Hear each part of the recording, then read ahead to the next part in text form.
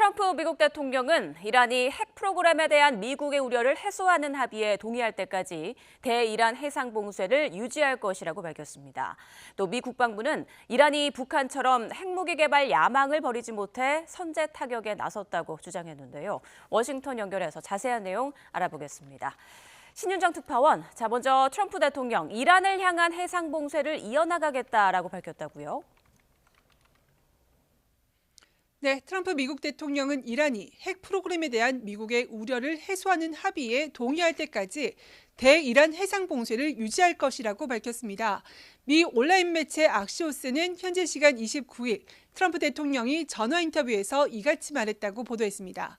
트럼프 대통령은 봉쇄로 이란이 현재 숨이 막히는 상태이며 상황은 더 나빠질 것이라면서 그들은 핵무기를 가질 수 없다고 강조했습니다. 트럼프 대통령은 오늘 기자들과 만나서도 이란과 전화로 협상하고 있다며 이란이 핵무기를 포기하지 않는 한 합의는 없을 것이라고 말했는데요. 직접 들어보겠습니다.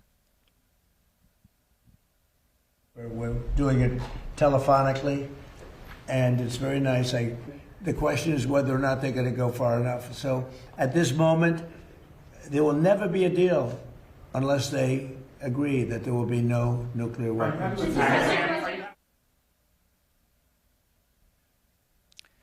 트럼프 대통령은 이란에 대한 해상 봉쇄는 천재적인 조치였고 100% 완벽하게 작동했다면서 언제까지 지속할지에 대해서는 이 자리에서는 언급하지 않았습니다.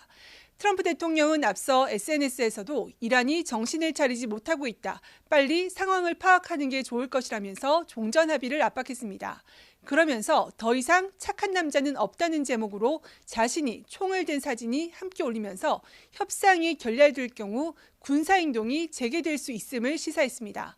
이와 관련해 악시오스는 복수의 소식통을 인용해서 미 중부사령부가 협상 교착을 타개하기 위해 이란에 대해 단기적으로 강력한 공습을 준비하고 있다고 전했습니다. 이란이 해상 봉쇄에 굴복하지 않을 경우를 대비한 것으로 보입니다. 네, 그리고 트럼프 대통령, 푸틴 러시아 대통령과의 전화통화에서 러시아의 이란 전쟁에 대한 관여를 거부했다고요? 네, 두 정상은 전화통화에서 다음 달 9일 러시아의 2차 세계대전 전승절을 맞아 우크라이나와 휴전하는 방안을 논의했는데요. 푸틴 대통령은 또 이란 전쟁에도 도움이 되고 싶다는 의향을 표명했지만 트럼프 대통령은 우크라이나 전쟁을 끝내는 데 집중하라면서 사실상 거부했습니다. 푸틴 대통령은 미국, 이스라엘이 이란을 상대로 벌이는 전쟁과 관련해 다시 무력을 쓴다면 국제사회에 매우 심각한 결과가 초래될 것이라면서 이란에 대한 지상전이 용납될 수 없다고 경고한 것으로도 전해졌습니다. 트럼프 대통령은 푸틴 대통령이 이란의 농축 우라늄 문제와 관련해 지원 의향을 보였다면서 나를 돕기 전에 당신의 전쟁을 끝내길 원한다고 말했다고 설명했습니다. 잠시 들어보겠습니다. He told me he'd like to be involved with the enrichment if he can help us get it. I said I'd much rather have you be involved with ending the war with Ukraine. 오바마 행정부 시절 이루어진 2015년 이란 핵 합의에는 이란이 우라늄을 러시아로 반출하는 내용이 있었는데 푸틴 대통령이 유사한 방식의 관여를 제안했을 가능성이 있습니다. 네, 또 미 국방부는 이란과의 전쟁 비용을 처음 공개하면서 이란의 핵 전략을 북한에 비유했다고요?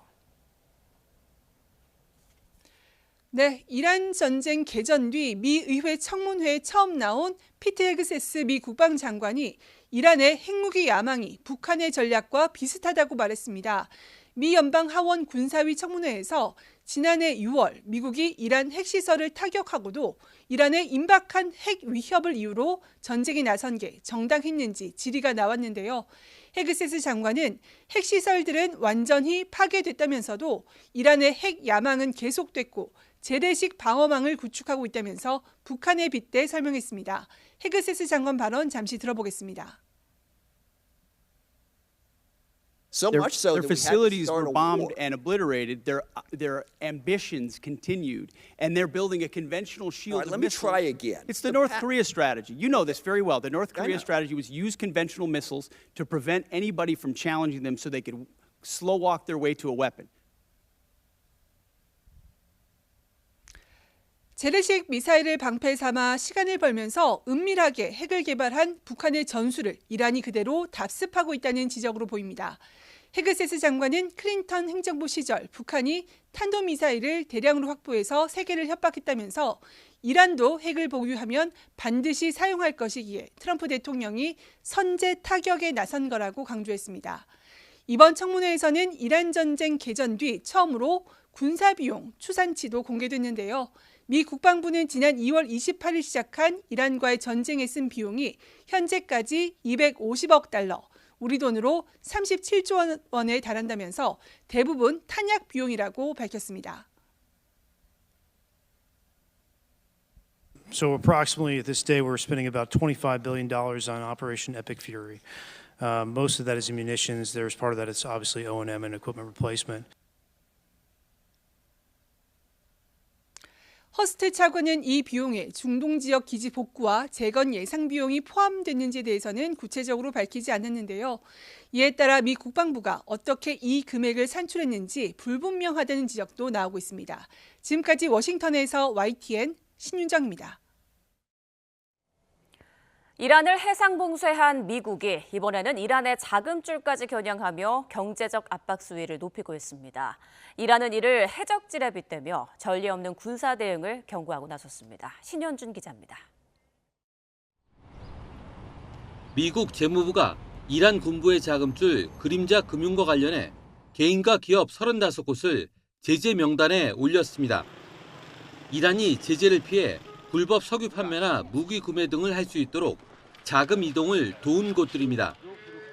특히 해외에 수천 개의 유령 회사를 두고 자금을 세탁해온 것으로 알려졌습니다.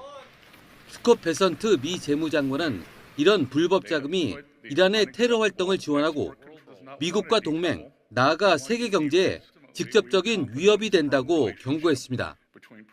해상 봉쇄에 이어 자금줄까지 막히자 이란은 강하게 반발했습니다. 미국의 해상 봉쇄를 해적 행위이자 강도질로 규정하고 조만간 전례 없는 군사적 조치가 뒤따를 것이라고 경고했습니다. تلاش کردیم اهدافمون رو بروز کنیم بانک اهداف رو بروز کنیم. 이런 가운데 그동안 단일 대우를 유지해온 이란 강경파 내부에서도 균열 조짐이 감지됩니다. 이란 반체제 매체는 일부 초강경파 의원들이 종전협상단을 지지하는 서명을 거부하면서 갈등이 수면 위로 드러났다고 전했습니다. 경제 상황도 악화하고 있습니다. 이란 화폐 가치는 1달러에 180만 리알까지 떨어지며 사상 최저치를 기록했고 식품과 의약품 부족까지 겹치며 민생 불안이 커지고 있습니다. YTN 신현주입니다.